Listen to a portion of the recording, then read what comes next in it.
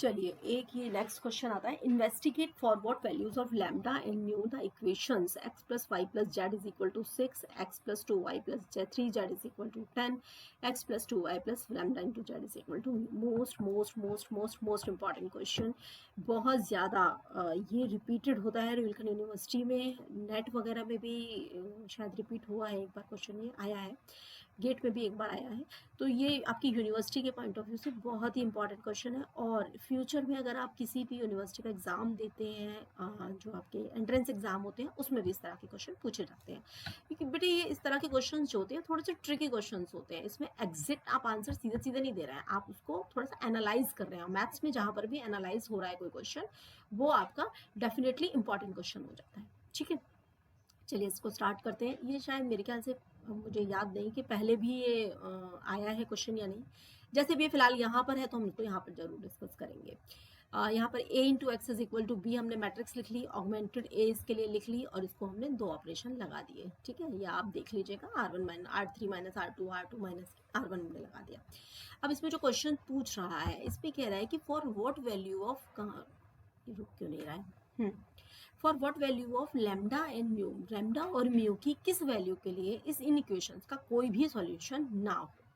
ठीक है, तो आपका नो सॉल्यूशन किस केस में आता है? नो सॉल्यूशन का जो केस है वो है जब एक ही वैल्यू जो है रैंक ऑफ ऑगमेंटेड ए से क्या रह जाए, आपकी छोटी रह जाए, ए की और ऑगमेंटेड ए की रैंक जो है इक्वल ना आए, ऑगमेंटेड ए की रैंक बड़ी हो जाए, तो इसका मतलब है कि उनका नो सॉल्यूशन होगा। यूनिक सॉल्यूशन किस केस में आता है? यूनिक सॉल्यूशन आता है कि ए की रैंक ऑगमेंटेड ए की रैंक जो है नंबर ऑफ वेरिएबल के इक्वल हो, यानी कि दोनों की रैंक जो है 3 आनी चाहिए। और इनफाइनाइट सॉल्यूशन के लिए क्या आता है? ए की रैंक ऑगमेंटेड ए की रैंक तो बराबर हो, लेकिन जो उसके नंबर ऑफ वेरिएबल है उससे आपकी रैंक क्या हो, कम हो।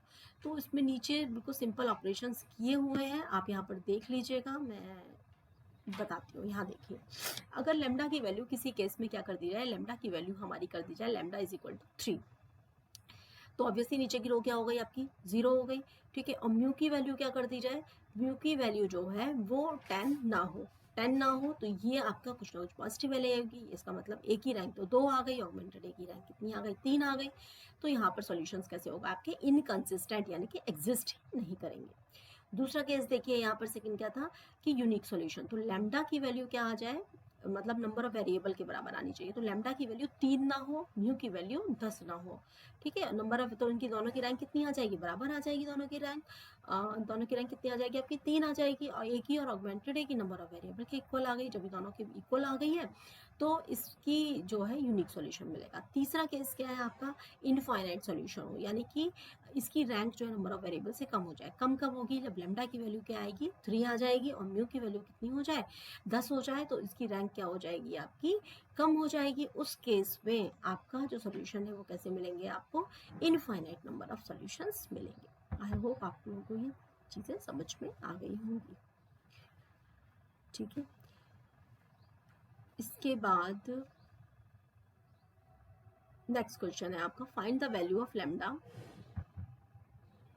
find the value of lambda so that the following equations may have a solution and solve them completely in each case। ठीक है, तो ये भी बहुत इंपॉर्टेंट क्वेश्चन है, ये भी क्वेश्चन कई बार पूछा जा चुका है और बहुत सिंपल है।